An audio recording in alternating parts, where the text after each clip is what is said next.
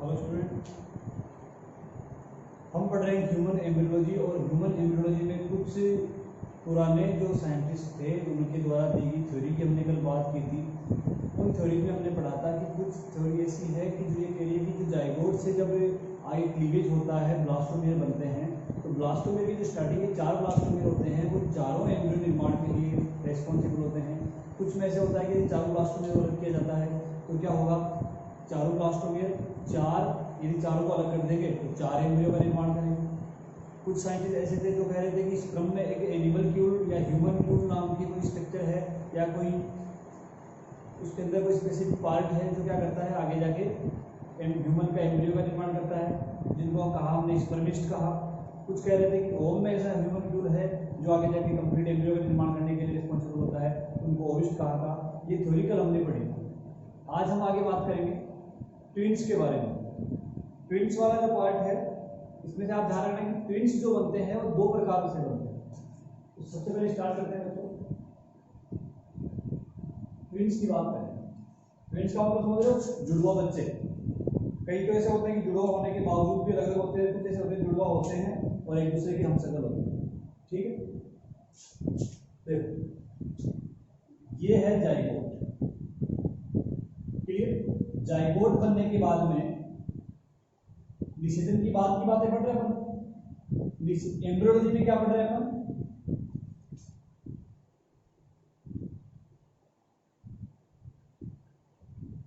देखो एम्ब्रियोलॉजी में आपको कल भी बताया था प्रीनेटल पोस्टनेटल। हम एम्ब्रियोलॉजी में पढ़ रहे हैं फर्टिलाइजेशन के से लेके जन्म से पहले तक का डेवलपमेंट। देखो जाइगोट है, इस जाइगोट में जब क्लीवेज होता है तो इस प्रकार से 2 ब्लास्टोमेयर बनते हैं। एक को नाम देंगे ए और एक को नाम देंगे। देखो ए वाला जो है, यदि ये दोनों अलग हो रहे हैं, देखो एक ही जाइगोट है, एक जाइगोट के 2 ब्लास्टोमेयर जब बनते हैं, सबसे पहले क्लीवेज होता है। क्लीवेज होता है तो पहले 2, 2 से 4, 4 से 8, 8 से 16, 16 से 32 ब्लास्टोमेयर बनते हैं। इसके आगे आप डिटेल से पढ़ेंगे, लेकिन अभी आपको ध्यान रखना है कि जाइगोट जो पहले एक कोशिका है वो आगे 2 ब्लास्टोमेयर में डिवाइड हो जाती है। जब ये 2 ब्लास्टोमेयर डिवाइड होती है किसी कारण से दोनों ब्लास्टोमेयर अलग हो जाते हैं, तो यहाँ से अपन कहेंगे कि ए जो है वो अलग एम्ब्रियो बनाए और बी जो है वो अलग एम्ब्रियो बनाए। समझ पा रहे हो क्या कह रहा हूँ? जाइगोट जो है, ये जाइगोट यदि इसके 2 ब्लास्टोमेयर अलग अलग हो जाते हैं तो अलग अलग होने के बाद में दोनों ब्लास्टोमेयर से 2 एम्ब्रियो बनेंगे। अब आप यहाँ पे देख रहे हो कि ये जो जाइगोट बना है, तो इस जाइगोट में बच्चों एक तो आया था स्पर्म, मैं यहाँ बना दे रहा हूँ, एक तो आया था स्पर्म, एक ही क्या है ओवम। तो दोनों में क्रोमोसोम कितने हैं? 46। यहाँ पे जो स्पर्म आया है वो मान लेते हैं कि Y आया था या X आया था, दोनों में से कोई एक आया, तो हम यहाँ मान लेते हैं कि Y यहाँ पे आया है जो बॉय के जन्म के लिए रिस्पॉन्सिबल है। तो यहाँ तो X है ही, ठीक है। तो यहाँ पे ये जो जाइगोट बना है कैसा बनेगा? XY। और हमें पता है कि XY के लिए क्या होता है? मेल होता है। तो यहाँ पे आपकी बात समझ में आ रही है कि एक जाइगोट जिसमें XY है, दोनों जो ब्लास्टोमेयर है दोनों में XY रहेंगे, दोनों में XY रहेंगे तो दोनों एम्ब्रियो क्या रहेंगे? मेल एम्ब्रियो रहेंगे। यदि मैं कहूँ कि यहाँ पे जो स्पर्म आया है वो X वाला है, तो यहाँ पे जाइगोट है वो भी X वाला बनेगा, फीमेल एम्ब्रियो बनेगा। तो यहाँ पे दोनों ब्लास्टोमेयर में X रहेगा, दोनों एम्ब्रियो क्या रहेंगे? फीमेल चाइल्ड रहेगी, फीमेल एम्ब्रियो रहेगी। ये बात समझ में आ रही है? दोनों की शक्लें भी सेम होती है, मतलब लगभग इनका जो फिजियोलॉजी है इनकी वो सारी क्या रहती है बच्चों? सेम रहती है, क्योंकि ये सेम जाइगोट से बने हैं। इसको बोलते हैं बच्चों आइडेंटिकल या मोनोजाइगोटिक ट्विंस। आइडेंटिकल या मोनोजाइगोटिक ट्विंस समझ में आई? एक बात तो हो गई। अब अपन दूसरी बात करते हैं। ये सिंपल सा ही, मैंने कल आपको कहा था कि यदि दो ओवम रिलीज होते हैं फीमेल ओवेरी से, दोनों ओवेरी से। वैसे दोनों जो फीमेल की ओवेरी है वो एकांतर क्रम में काम करती है, अल्टरनेट काम करती है, ठीक है।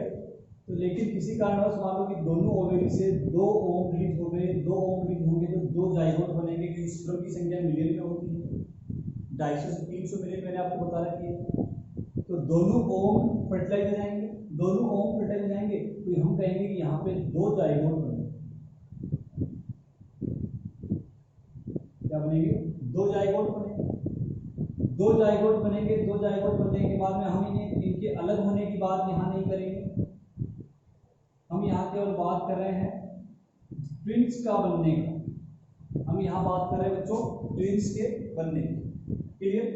जाइगोट बनेंगे, ये आगे इनमें डेवलपमेंट होगा जो क्लीवेज होता है, और उसके बाद में ये इसमें क्या बन जाएंगे? एम्ब्रियो बन जाएंगे।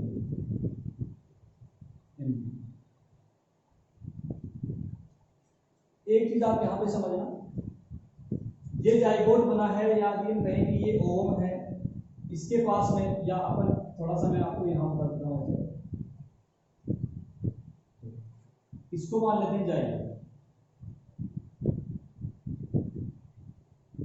ठीक है। इसको मान लेते हैं ओवम। इस ओवम के पास में एक अलग स्पर्म आया है, इस ओवम के पास में एक अलग स्पर्म आया है।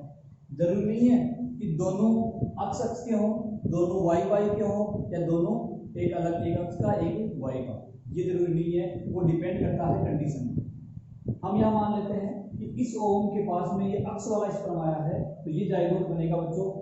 ओवम तो होता ही अक्ष है, तो ये अक्ष अक्ष हो गया, तो मतलब ये क्या हो गया? फीमेल चाइल्ड हो गया। ये वाई का है तो ये मेल हो गया, मतलब जो ट्विंस हो रहा है उसमें एक मेल और एक फीमेल है। क्लियर? यदि दोनों अक्ष के हैं तो दोनों फीमेल हो जाएगी, दोनों वाई है तो दोनों मेल हो जाएंगे। क्लियर है? यहाँ पर इसको बोलते हैं बच्चों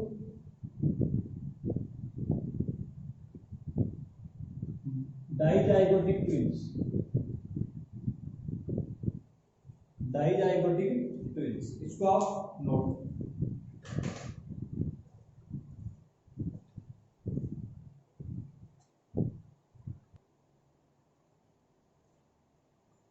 हाँ जी बच्चों, आगे बात करते हैं।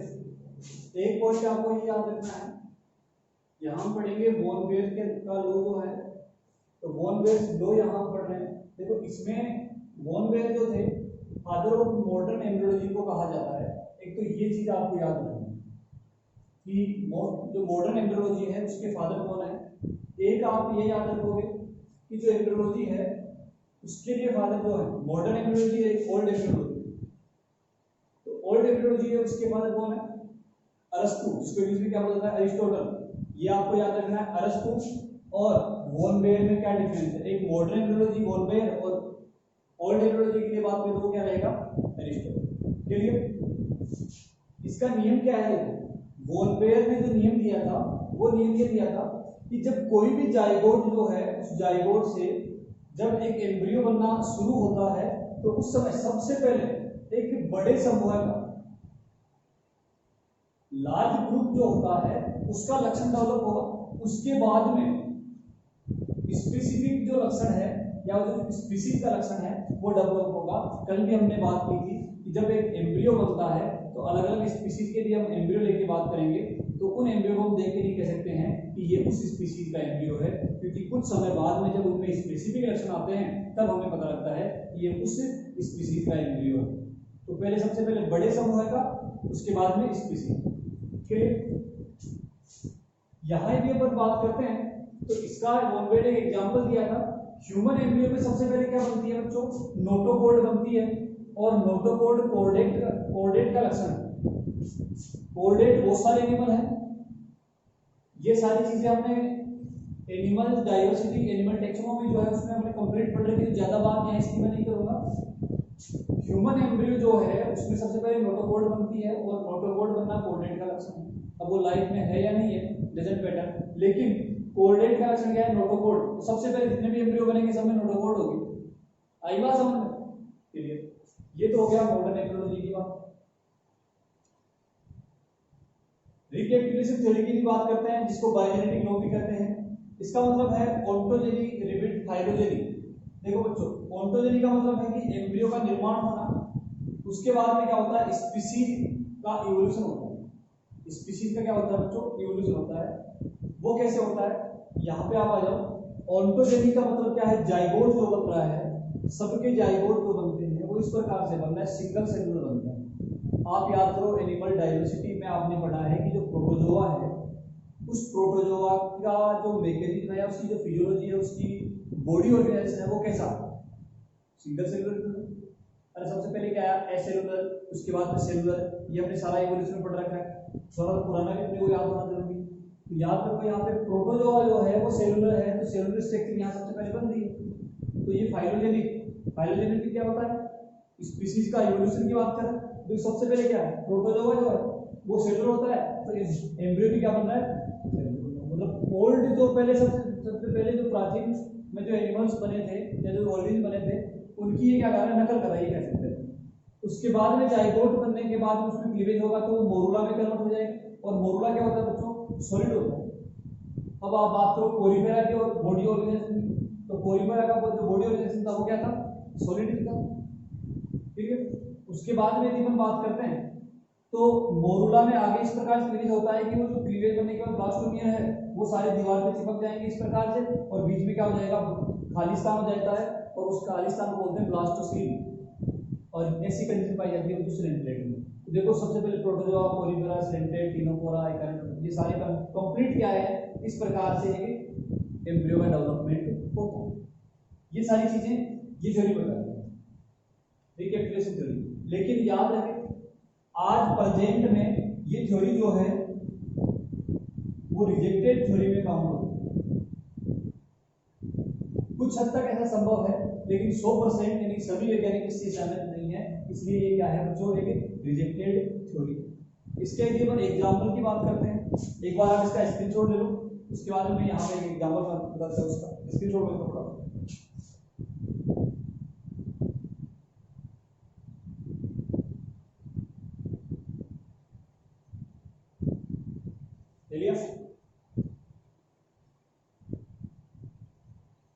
देखो फिश से फ्रॉग बनाया, या फ्रॉग से किस बनी है, पानी में रहने वाले जीवों से स्थल पे आने वाले जीव लेते हैं, तो मतलब फिश से ही फ्रॉग बनी, ठीक है।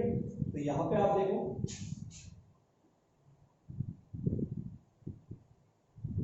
फिश से फ्रॉग बना। फ्रॉग का जो एम्ब्रियो के बाद में जो एक से निकलता है उसको बोलते हैं टेडपोल। क्या बोलते हैं बच्चों, टेडपोल बोलते हैं। और टेडपोल के लक्षण क्या है,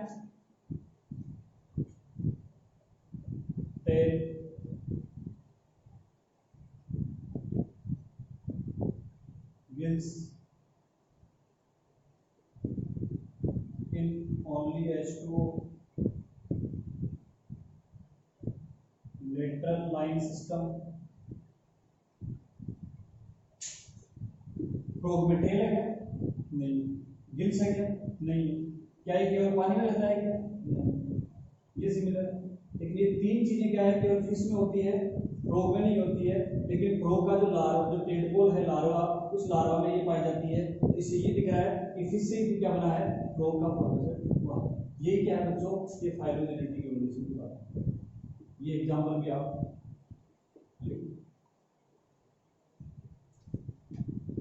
नोट करो, देखिए इसको बताओ।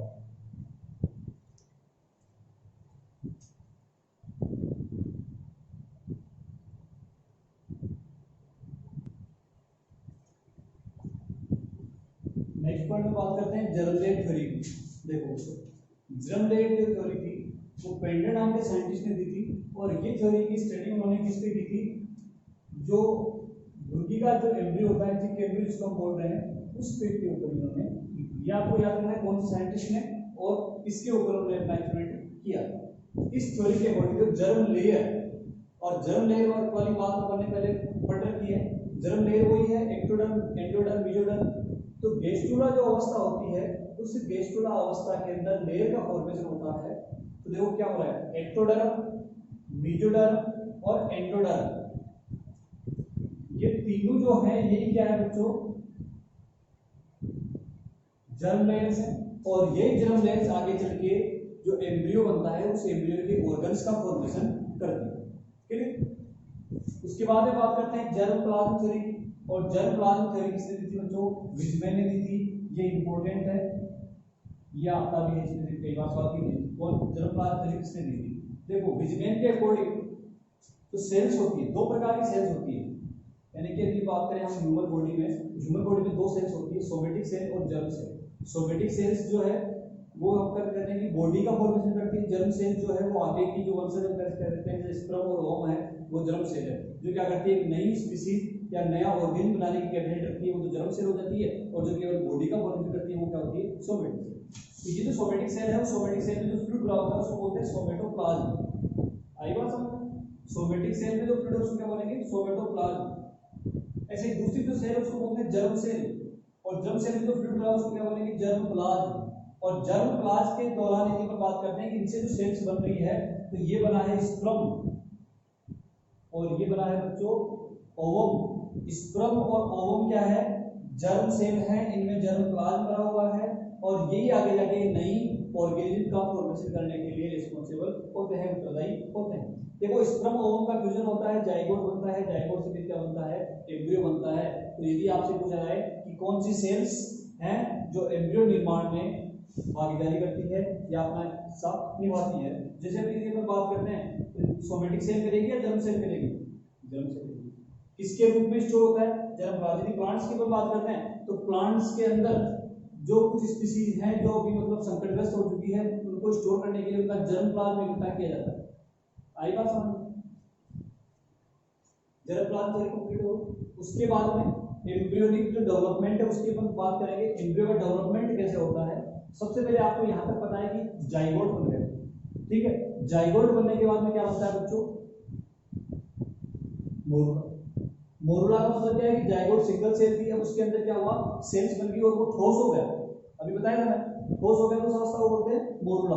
और इसके अंदर जो प्रत्येक जो यहाँ पे बने हैं सेल्स डिवाइड हुई है उसको बोलते हैं ब्लास्टोमियर बोलते हैं। आई बात समझ? अब देखो मोरुला के जस्ट आगे ये ब्लास्टोमियर दीवारों पे चिपक जाते हैं, बीच में खालिस्तान हो जाता है। इस खालिस्तान को बोलते हैं ब्लास्टोसील। सील का मतलब कैविटी होती है और ब्लास्टोमियर की जो कैविटी है उसको ब्लास्टोसील बोलते हैं। अब एक चीज यहाँ पे देखना, इसको अपन नाम दे रहे हैं ब्लास्टुला। और ब्लास्टुला के अंदर दो पार्ट है यहाँ पे। इस ब्लास्टुला का एक ऊपरी पार्ट है जिसको बोलते हैं एनिमल पोल और एक नीचे है जिसको बोलते हैं वेजिटल पोल। स्पर्म जहां से एंट्री करता है उसको एनिमल पोल और उसका जो विपरीत सिरा है वो वेजिटल पोल होता है। ये आपको याद रखना है, एनिमल पोल और वेजिटल पोल। ध्यान से सुनना, एपी और वीपी बोल रहे हैं, एनिमल पोल वेजिटल पोल। क्लियर? ये ब्लास्टोसील हो गया। यहाँ ब्लास्टुला बनने के बाद में आगे जो कंडीशन, आगे जो डेवलपमेंट होता है उसमें बनता है ब्लास्टुला, सॉरी गेस्टुला। ब्लास्टुला बन गया, ब्लास्टुला के बाद में क्या बन रहा है? गेस्टुला। ये आपको याद रखना है, ये का सीक्वेंस आपको याद रखना है कि जाइगोट, मोरुला, ब्लास्टुला, गेस्टुला। ठीक है। गेस्टुला में देखो बच्चों क्या हुआ कि हमारे पास में जैसे अपन मान लेते हैं कि गुब्बारा है, ठीक है, और गुब्बारा गोल राउंड में है।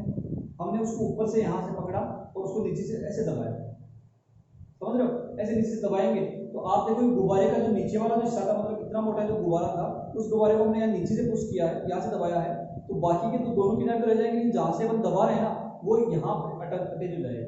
यानी कि गुब्बारे को ऐसे पकड़ लेंगे दबा के, तो उसके दोनों साइड खुला हुआ हिस्सा हो जाएगा और दोनों उसकी लेयर चिपक जाएगी। जैसे अपन यदि बात करें, ये हमारे पास में क्या है? एक गुब्बारा है, ठीक है। इसको यहां से बीच में से ये बना, यहां से दबाएंगे, यहां बीच में से, तो ये दोनों जो मेरी अंगुली और ये जो अंगूठा है ये आपस में चिपक जाएंगे। तो यहाँ पे जो एयर है वो दोनों साइड चली जाएगी, तो ये दोनों आपस में चिपक जाएंगे। ऐसे ही क्या हुआ है इसके अंदर वायरल गेस्टुला कैसे था? ऐसे था, ये यहाँ से दबा है, यानी विजिबल पोल कहाँ गया? एनिमल पोल के पास में आ गया, ये यहाँ से, ठीक है। ये ऊपर की ओर खिसक गया, कहाँ से? पहले यहाँ था, अब ये यहाँ से ऊपर यहाँ चला गया। तो ये ऊपर तो क्या है? एनिमल पोल, और ये नीचे जो चिपका हुआ वो क्या है? वेजिटल पोल। ऐसे बना है तो दो पार्ट बन गए ना अलग अलग, ठीक है, दो पार्ट बन गए।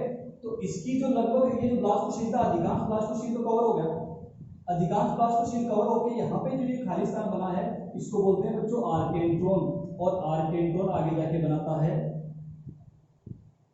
एलिमेंट्री केनाल का फॉर्मेशन करता है, ठीक है ना? समझ पा रहे हो? ये यहाँ से चला गया, दोबारा इसे गोल था यहाँ से इसकी बात चला गया, तो दोनों आपस में नजदीक आ गए, एनिमल को वेजिटेबल को नजदीक आ गए। नजदीक आने के बाद में ये केविटी कवर होगी, इसको यहाँ तो नहीं केविटी बनी, इसको आर्केंट्रोम एलिमेंट्री कैनाल बनाता है। जो बाकी इनमें जो ब्लास्टोसील बची है ये शेष ब्लास्टोसील हो जाएगी, इसको आप क्या कह दोगे, शेष ब्लास्टोसील। ठीक है, ये यहाँ से देखो, ये जब यहाँ चला गया तो इसके दोनों सिरे यहाँ पड़े हुए, तो यहाँ पे जो छिद्र है ना, इस छिद्र को बोलते हैं ब्लास्टोपोर। ये इंपॉर्टेंट है, क्या बोलते हैं, ब्लास्टोपोर। कौन सी अवस्था पढ़ रहे हैं, गेस्ट्रुला पढ़ रहे हैं। ब्लास्टोपोर, इस ब्लास्टोपोर से एनस का फॉर्मेशन होता है, क्योंकि एलिमेंट्री कैनाल की बनती है ना, तो एलिमेंट्री कैनाल में एक माउथ होता है, एक एनस होता है, ये हमने डाइजेस्टिव सिस्टम में पढ़ रहे हैं। तो देखो ब्लास्टोपोर से कुछ एनिमल में माउथ बनता है और कुछ एनिमल में क्या बनता है बच्चों, एनस बनता है। जिन एनिमल में माउथ बनता है उनको प्रोटोस्टोमिया कहते हैं, और जिन एनिमल में एनस का फॉर्मेशन होता है ब्लास्टोपोर से, उसको ड्यूटेरोस्टोमिया कहा जाता है। क्या कहते हैं बच्चों, ड्यूटेरोस्टोमिया कहा जाता है। बोलो यहाँ तक समझ में आया, दोबारा सुनो। एम्ब्रियोनिक डेवलपमेंट जो होता है उसमें निषेचन होने के बाद जाइगोट बनेगा, जाइगोट के बाद मोरुला, मोरुला से ब्लास्टुला, ब्लास्टुला से गेस्ट्रुला। ठीक, यहाँ तक समझ में आया। ब्लास्टुला जो है उसमें हम कह रहे हैं कि दो पोल है, एनिमल पोल और वेजिटल पोल। कुछ हार्मोनिक या कुछ केमिकल रिएक्शन इसमें होते हैं जिसके कारण वेजिटल पोल एनिमल पोल के पास भी चला जाता है। ये जब यहाँ से यहाँ आ जाएगा तो इसके दो हिस्से बन जाएंगे, दो हिस्से बनेंगे तो यहाँ तो ब्लास्टोसील थी वो लगभग कवर हो जाएगी और यहाँ पे एक छिद्र हो जाएगा, और इसके अंदर वाला जो पार्ट है इसको बोलते हैं आर्केंट्रोन। आर्केंट्रोन आगे चल के एलिमेंट्री कैनाल का फॉर्मेशन करता है, और इस आर्केंट्रोन का जो माउथ है उसको बोलते हैं ब्लास्टोपोर। ये ब्लास्टोपोर कुछ एनिमल में माउथ बनाता है, कुछ में एनस बनाता है। जिनमें माउथ बनता है उसको प्रोटोस्टोमिया, जिनमें एनस बनता है उसको ड्यूटेरोस्टोमिया कहते हैं। आपने कई बार नाम सुना होगा प्रोटोस्टोमिया और ड्यूटेरोस्टोमिया होते हैं। तो ये प्रोटोस्टोमिया और ड्यूटेरोस्टोमिया जो एनिमल को नाम दे रहे हैं वो किस बेस पे दे रहे हैं, वो इस बेस पे दे रहे हैं। क्लियर यहाँ पे, ये वाला क्लियर है आपका? ठीक है बच्चों, नोट करो।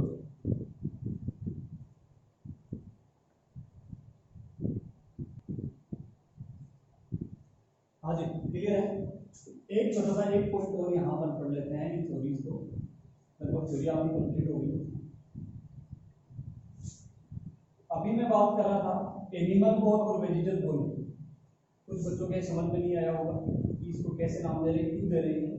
देखो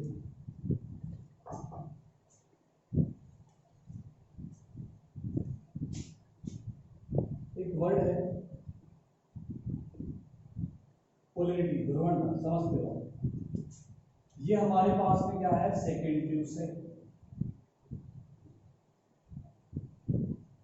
क्या है सेकेंडरी साइड? इस सेकेंडरी साइड में पोलैरिटी के कारण उसके एक हिस्से से स्पर्म इंजेक्ट होते हैं, ये स्पर्म आई बात समझ में? तो इस सेकेंडरी साइड के दो पार्ट बन गए, दो बन गए। एक तो वो जहां से स्पर्म इंटर हो रहा है, और एक वो जो स्पर्म इंटर होने के सामने है या विपरीत में। तो जो जहां से स्पर्म इंटर होता है उसको क्या नाम दे रहे हैं, एनिमल पोल, और जो उसके सामने पड़ा हुआ है उसको वो नाम दे रहे हैं वेजिटल। तो एनिमल पोल और वेजिटल पोल किस बेस पे नाम देते हैं, ये बात आपके समझ में आए। क्लियर? ये तो हो गई है बच्चों पोलैरिटी वाला वर्ड। स्पर्म जहां से इंटर करता है सेकेंडरी साइड में वो एनिमल पोल बनता है, और वो वेजिटल, सामने वाला वेजिटल पोल। और ये दोनों यहाँ पे आर्केट होते हैं और नजदीक आते हैं, और आर्केंट्रोन का फॉर्मेशन करते हैं। यहाँ तक समझ में आया? अब आप इसके अलावा अपना जो अपना नेक्स्ट पॉइंट होगा वो पढ़ेंगे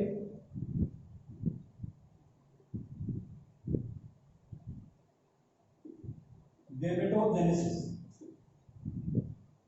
और गैमेटोजेनेसिस क्या है?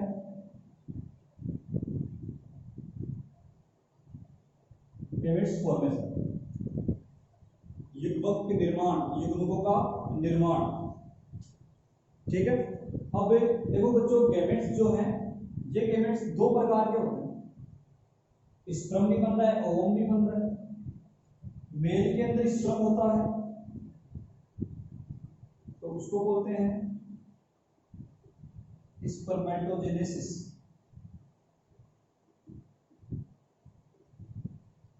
स्पर्म निर्माण।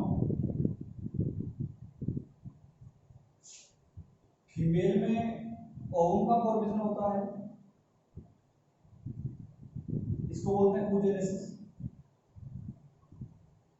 ओवम का फॉर्मेशन।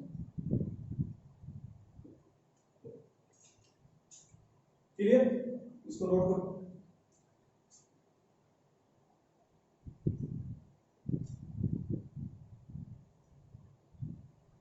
ठीक है, इसको आप बोल सकते हो सेकेंडरी oocyte फॉर्मेशन। दोनों बात क्लियर। सेकेंडरी oocyte ही बनता है यदि स्पीशीज होगा तो ये बनता है, नहीं तो सेकेंडरी oocyte के रूप में क्या होता है, नष्ट होता है। ये सारी बातें हमने मेंशन साइकिल में पढ़ रखी है, तो यहाँ कंफ्यूज होने वाली कोई जरूरत नहीं है। ठीक है, पोलैरिटी हो गया। गेमेटोजेनेसिस क्या होता है, अब अपनी जो नेक्स्ट क्लास होगी उस नेक्स्ट क्लास में हम पढ़ेंगे गेमेटोजेनेसिस किस प्रकार से होता है, कौन से हार्मोन वहां पे काम करता है, कौन सी एज में ये प्रोसेस स्टार्ट होता है, और ये काफी इंपॉर्टेंट पार्ट है। एनसीईआरटी से आप इसको पढ़ के आओगे तो और ही बेस्ट रहेगा। क्लियर, यह आपका आज की क्लास कंप्लीट होगी। धन्यवाद।